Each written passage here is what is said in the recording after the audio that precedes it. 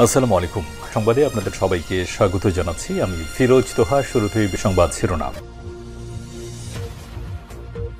বাংলাদেশের সর্বশেষ গুরুত্বপূর্ণ আপডেট সংবাদে আপনাকে স্বাগত। শুরুতেই সংবাদ শিরোনাম, পরে বিস্তারিত। শুরুতেই জানিয়ে দিব, রাজধানী সায়েন্স ল্যাব এলাকায় শিক্ষার্থীদের দুই গ্রুপে সংঘর্ষ চলছে। রাজধানীতে ঢাকা কলেজ এবং আইডিয়াল কলেজের শিক্ষার্থীদের মধ্যে সায়েন্স ল্যাব এলাকায় সংঘর্ষ চলমান রয়েছে। সায়েন্স ল্যাবরেটরি সহ আশপাশের এলাকায় যান চলাচল বন্ধ। আজ বেলা 2:30 থেকেই সংঘর্ষ শুরু হয়েছে। এতে শিক্ষার্থী, সাংবাদিক সহ বেশ কয়েকজন আহতর খবর পাওয়া গেছে। এরপর জানিয়ে দিব, পেট্রোবাংলায় তিতাসের কর্মীদের হামলা এবং ভাঙচুর।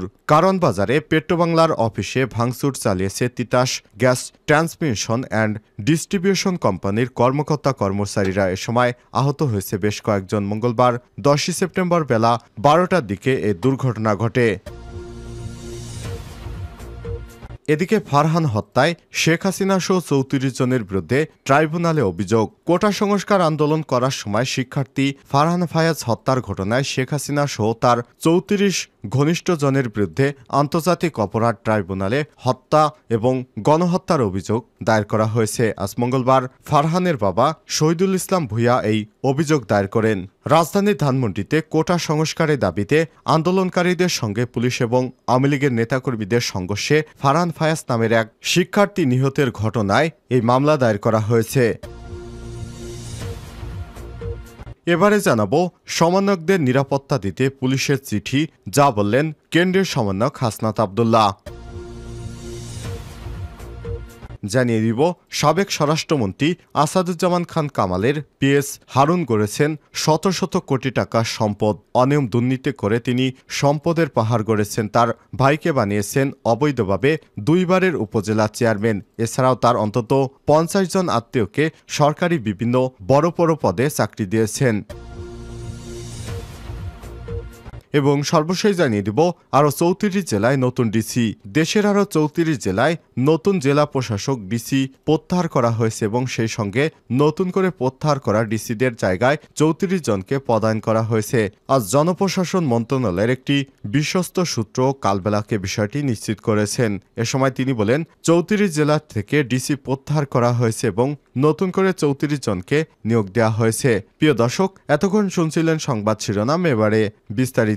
তবে তার আগে বন্ধুরা, অনুরোধ থাকবে এই সংবাদটিতে একটি লাইক দিন। এই চ্যানেলে আপনি নতুন হয়ে থাকলে আমাদের সংবাদটি দেখতে দেখতে চ্যানেলটি সাবস্ক্রাইব করে রাখুন, যাতে করে বন্ধুরা আমাদের পরবর্তী লেটেস্ট আপডেট সংবাদগুলো সবার আগে আপনার কাছে পৌঁছে যায়। কমেন্ট করে আপনার মূল্যবান মতামত জানিয়ে দিন আপনি বিশ্বের কোন দেশ থেকে বা বাংলাদেশের কোন স্থান থেকে আমাদের সংবাদটি দেখছেন এবং শুনছেন।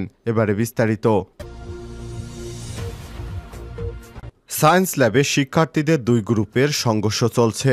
রাজধানীর ঢাকা কলেজ এবং আইডিয়াল কলেজ শিক্ষার্থীদের মধ্যে সংঘর্ষের ঘটনা ঘটেছে। সায়েন্স ল্যাবরেটরি সহ আশপাশের এলাকায় যান চলাচল বন্ধ হয়ে যায়। মঙ্গলবার 10 সেপ্টেম্বর বেলা 2:30টার দিকে সংঘর্ষ শুরু হয়েছে। এতে শিক্ষার্থী, সাংবাদিক সহ বেশ কয়েকজন আহত হয়েছেন বলে জানা গেছে ঢাকা কলেজের শিক্ষার্থীরা আইডিয়াল কলেজে গিয়ে ভাঙচুর চালায়। এই ঘটনায় সায়েন্স ল্যাব মোড়ে আইডিয়াল কলেজের কয়েক হাজার শিক্ষার্থী জড়ো হন। এতে সায়েন্স ল্যাব এলাকায় যান চলাচল বন্ধ হয়ে গেছে। পেট্রোবাংলায় তিতাসের কর্মীদের হামলা, ভাঙচুর। কারণ বাজারে পেট্রোবাংলার অফিসে ভাঙচুর চালিয়েছে Titas gas transmission and distribution কোম্পানির কর্মকর্তা কর্মচারীরা। এ সময় আহত হয়েছে বেশ কয়েকজন। মঙ্গলবার 10 সেপ্টেম্বর বেলা 11টার দিকে এই ঘটনা ঘটে। ঘটনাস্থলে গিয়ে দেখা গেছে পেট্রোবাংলার প্রধান কার্যালয় পেট্রো সেন্টারের নিচতলা রিসিপশনের গ্লাস ভাঙচুর করা হয়েছে। এর পৌনে 1 ঘন্টা পর তারা তিতাস গ্যাসে ফিরে যান। পেট্রোবাংলার কর্মীরা জানিয়েছেন, তিতাসের নতুন ব্যবস্থাপনা পরিচালক এমডি শাহনেওয়াজ পারভেজ নিয়োগের প্রতিবাদেই হামলা চালানো হয়। তিনি সৎ এবং দক্ষ হিসেবে সবার কাছে পরিচিত, যা তিতাস গ্যাসের দুর্নীতিবাজ কর্মকর্তাদের জন্য শঙ্কার অন্যতম কারণ বলে মনে করছে অনেকেই। প্রতিষ্ঠানটির চেয়ারম্যান জানিয়েছে, তিতাসকে দুর্নীতিমুক্ত করতে আগের এমডিকে সরিয়ে নতুন এমডি নিয়োগ দেওয়া হয়েছে, কিন্তু যারা দুর্নীতিবাজ কর্মকর্তা কর্মচারী তারা এটাকে মানতে পারছেন না, তাই ভাঙচুর চালিয়েছেন। জড়িতদের সবার বিরুদ্ধে আইনগত ব্যবস্থা গ্রহণ করা হবে বলে জানিয়েছেন তিনি। ফারহান হত্যায় শেখ হাসিনা সহ ৩৪ জনের বিরুদ্ধে ট্রাইব্যুনালে অভিযোগ। কোটা সংস্কার আন্দোলনের সময় শিক্ষার্থী ফারহান ফায়াজ হত্যার মামলার ঘটনায় শেখ হাসিনা সহ ৩৪ জনের বিরুদ্ধে আন্তর্জাতিক অপরাধ ট্রাইব্যুনালে হত্যা গণহত্যার অভিযোগ দায়ের করা হয়েছে মঙ্গলবার ১০ সেপ্টেম্বর। ফারহানের বাবা শহীদুল ইসলাম ভূঁইয়া এই অভিযোগ দাখিল করেছেন। অভিযুক্ত অন্যান্য আসামিরা হলেন ওবায়দুল কাদের, আনিসুল হক, ব্যারিস্টার ফজলে নূর তাপস, জাহাঙ্গীর কবির নানক, ছাত্রলীগ সভাপতি সাদ্দাম হোসেন, সাধারণ সম্পাদক শেখ ওয়ালি আসিফ ইনান, পুলিশ কর্মকর্তা বিপ্লব কুমার সহ ৩৪ জন। তাদের বিরুদ্ধে হত্যা, গণহত্যা সহ মানবতা বিরোধী অপরাধ সংগঠনের অভিযোগ আনা হয়েছে। উল্লেখ্য, রাজধানী ধানমন্ডিতে কোটা সংস্কারের দাবিতে আন্দোলনকারীদের সঙ্গে পুলিশ এবং আওয়ামী লীগ নেতাকর্মীদের সংঘর্ষে ফারহান ফায়াজ নামের এক শিক্ষার্থী নিহত হয়। ফারহান ফায়াজ ঢাকা রেসিডেন্সিয়াল মডেল কলেজের একাদশ শ্রেণীর শিক্ষার্থী ছিলেন। ২০২৫ ব্যাচের শিক্ষার্থীর সঙ্গে এইচএসসি পরীক্ষায় অংশ নেওয়ার কথা ছিল ফায়াজের। ধানমন্ডির মা বাবার সঙ্গে থাকতেন তিনি। তাদের বাড়ি নারায়ণগঞ্জের রূপগঞ্জ উপজেলা তারাপো পৌরসভা বরপা গ্রামে। ফায়াজের বাবা Shahidul Islam Dishan progressive life insurance এ কর্মরত। মা ফারহানা দিবা গৃহিণী। ছোট বোন ফারিন ইসলাম উইলসন লিটল ফ্লায়ারের স্কুল অ্যান্ড কলেজে নবম শ্রেণীর শিক্ষার্থী। ধানমন্ডি ২৭ নম্বর এলাকায় ১৮ জুলাই বিকাল ৩:৩০টার পর থেকে থেমে থেমে সংঘর্ষ চলছিল। সে সময় আহত হন ফারহান ফায়াজ। সেখান থেকে আহত অবস্থায় তাকে উদ্ধার করে মোহাম্মদপুর সিটি হাসপাতালে নিয়ে গেলে সেখানে তার মৃত্যু হয়। তার শরীরে রাবার বুলেটের ক্ষত ছিল। সমন্বয়কদের নিরাপত্তা দিতে পুলিশি চিঠি, যা বললেন হাসনাত। বিভাগীয় জেলা পর্যায়ে সফর করেছেন বৈষম্যবিরোধী ছাত্র আন্দোলনের সমন্বয়কেরা। এর মধ্যে চট্টগ্রাম, বরিশাল সহ বিভিন্ন বিভাগ এবং জেলায় সফর করতে শুরু করেছেন কেন্দ্রীয় সমন্বয়কেরা। সফরকালে সার্বিক নিরাপত্তা নিশ্চিত করতে জেলা প্রশাসকদের চিঠি দিয়েছেন পুলিশ হেডকোয়ার্টার্স। এই চিঠিকে কেন্দ্র করে সামাজিক যোগাযোগ মাধ্যমে বেশ আলোচনা সমালোচনা জন্ম দিয়েছে। এবার সেই চিঠি নিয়ে নিজেদের প্রতিক্রিয়া জানিয়েছেন বৈষম্যবিরোধী ছাত্র আন্দোলনের অন্যতম সমন্বয়ক হাসনাত আব্দুল্লাহ। মঙ্গলবার ১০ সেপ্টেম্বর তার ভেরিফাইড ফেসবুক পোস্টে এই প্রতিক্রিয়া জানান তিনি বলেছেন, আমরা কোনো রাষ্ট্রীয় সফরে আসিনি। আমরা রাষ্ট্রের সাধারণ নাগরিক হিসেবে ছাত্র জনতার কাছে এসেছি।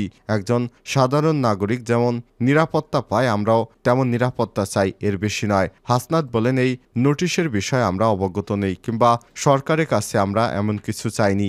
গত ৮ সেপ্টেম্বর পুলিশ সদর দপ্তরের অপারেশনস শাখা থেকে এক অফিস আদেশে বিভাগীয় এবং জেলা পর্যায়ে সফর করার সময় বৈষম্যবিরোধী ছাত্র আন্দোলনের সমন্বয়কদের সার্বিক নিরাপত্তা নিশ্চিত করতে বলা হয় জেলা প্রশাসকদের। পুলিশ সদর দপ্তরের অপারেশনস শাখার অ্যাডিশনাল ডিআইজি নাসিয়ান ওয়াজেদের সই করা অতি জরুরি ওই চিঠিতে বলা হয়েছে ৮ সেপ্টেম্বর থেকে বৈষম্যবিরোধী ছাত্র আন্দোলনের কেন্দ্রীয় সমন্বয়কদের বিভাগীয় এবং জেলা পর্যায়ে সফর করবেন বলে কর্মসূচি ঘোষণা করা হয়েছে। এ অবস্থায় বৈষম্যবিরোধী ছাত্র আন্দোলনের কেন্দ্রীয় সমন্বয়কদের সফর উপলক্ষে নিজ নিজ অধিক্ষেত্রে জেলা প্রশাসক এবং স্থানীয় সমন্বয়কদের সঙ্গে সমন্বয় করে প্রয়োজনীয় নিরাপত্তা ব্যবস্থা গ্রহণের জন্য নির্দেশক্রমে অনুরোধ করা হলো।